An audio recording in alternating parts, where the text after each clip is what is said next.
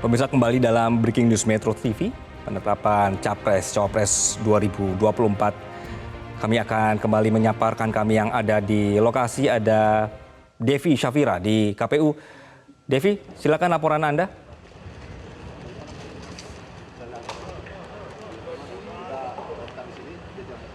Oke. Pemirsa, kami masih menunggu informasi dari lokasi yang seperti Anda saksikan bahwa hari ini juga kita masih menunggu situasi atau juga hasil rapat pleno berkenaan dengan penetapan dari Capres-Cawapres 2024. Bahwa sekali lagi ini adalah tahapan yang penting dan juga yang Anda saksikan ini bahwa area juga sudah ditutup dan area di sini juga dinyatakan bahwa hari ini tidak diundang perwakilan dari masing-masing paslon dan juga pendukung. Jadi hanya akan dari pihak KPU saja. Mas Ilham masih bergabung bersama kami, Mas Ilham. Masih. Ya, Mas, sudah jam 3, hampir setengah 4. Belum selesai sepertinya rapat plenonya. Apa sih Mas yang membuat rapat pleno itu biasanya agak debatable atau juga agak ulur waktu begitu Mas, atau agak panjang waktunya untuk berdiskusi Mas? Ya, biasanya ada perbedaan pendapat di antara komisioner atau mungkin yang seperti saya sampaikan sebelumnya bahwa ada beberapa dokumen-dokumen yang harus dibacakan oleh komisioner KPU yang belum selesai. Nah, ini kadang-kadang seperti itu. Jadi kita diskusinya atau plenonya tidak ketat.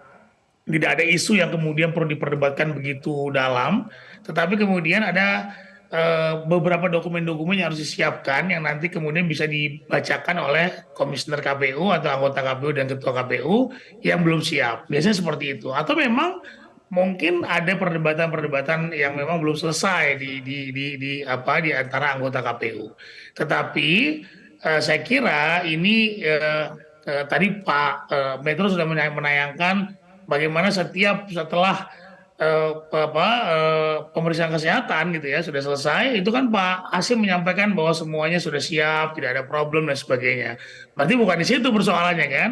Nah, kalau saya lebih kepada kemudian bagaimana mereka menyiapkan dokumen-dokumen yang akan disiapkan nanti untuk dibagikan kepada wartawan, disampaikan kepada tim pemenangan, dan juga nanti akan disosialisasikan kepada masyarakat via laman KPU dan juga via media massa.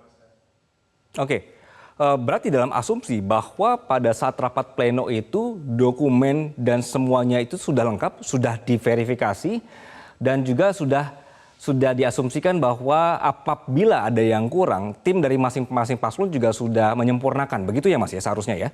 Betul, betul. Jadi kalau ketika pendaftaran itu ada diverifikasi terlebih dahulu oleh tim KPU ya. Pertama verifikasi administrasi yang tadi Mas sampaikan.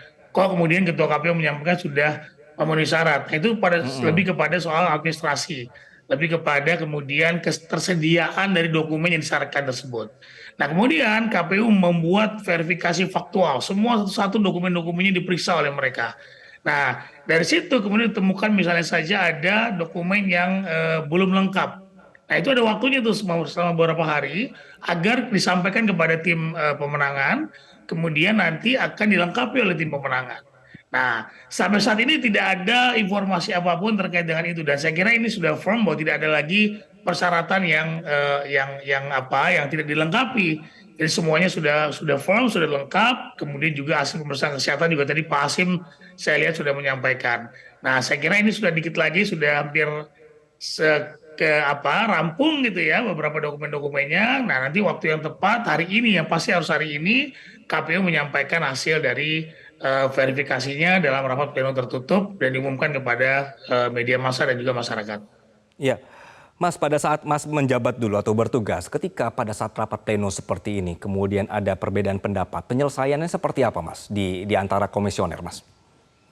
Ya, ini sangat klise sebetulnya. Kadang-kadang ya perdebatannya bukan perdebatan yang substantif gitu ya, lebih pada perdebatan bagaimana teknis dalam pembacaan berita acaranya seperti apa misalnya, atau kedua tadi seperti saya sampaikan dokumennya belum kelar gitu, dokumen yang tepat adalah seperti ini, bahkan konten dari dokumen itu juga kadang-kadang jadi perdebatan.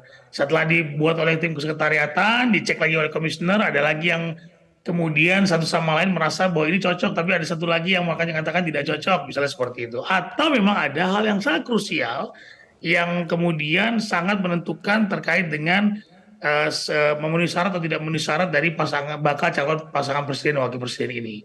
Nah, kalau itu memang agak agak perlu waktu lama, kemudian juga ada diskusi-diskusi dan perdebatan untuk menentukan putusan tersebut gitu ya. Dan biasanya kadang-kadang kalaupun sudah mentok sekali, ya itu bisa dibuat voting atau kemudian musyawarah mufakat, dipastikan bahwa argumentasi dari beberapa orang yang yang seirama ini adalah paling tepat, paling kuat yang nanti akan digunakan dalam KPU mengumumkan sebuah keputusan.